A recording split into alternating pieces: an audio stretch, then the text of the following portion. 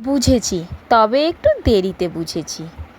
আমার যখন সময় খারাপ থাকে প্রতিবেশী নেয় মজা, তাই এখন সত্যিই সময় খারাপ। প্রতিবেশীকে জানতে দেব না আমার সময় খারাপ, তাই নিজেকে মাঞ্জা দিয়ে তৈরি করে নিলাম। মানে কোথাও বেরোনোর আগে সুন্দর করে সেজেগুজে বেরোলাম, তাহলে প্রতিবেশী জানবে খুব সুখে আছে। খারাপে থাকা মানে প্রতিবেশীর আনন্দ, আমি সেটা আর হতে দেবো না।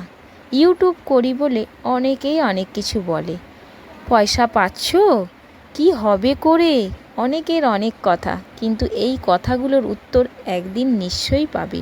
সব কিছুর ধৈর্য ধরে কাজ করলে নিশ্চয়ই ফল পাওয়া যায়। তাই আমি ধৈর্য করে কাজ করে যাব। কে কি বলল তাতে কিচ্ছু আসে যায় না।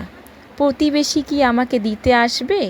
আসবে না। তাই প্রতিবেশীর কথায় কোনো কান না করে নিজের কাজ নিজে করাই ভালো। তাই সময় খারাপ থাকলে প্রতিবেশীকে জানানোর প্রয়োজন নেই।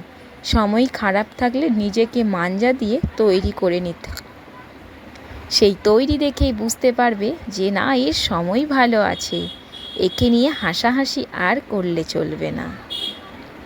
তাই আমিও মাঞ্জা দিয়ে তৈরি হয়ে পড়লাম।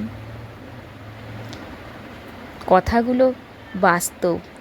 ভালো লেগে থাকলে অবশ্যই লাইক, কমেন্ট, শেয়ার করতে ভুলবেন না।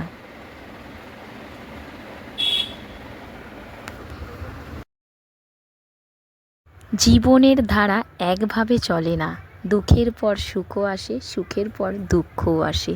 তাই আমার এই জীবনে দুঃখ কাটিয়ে সুখ আমি একদিন পাবই।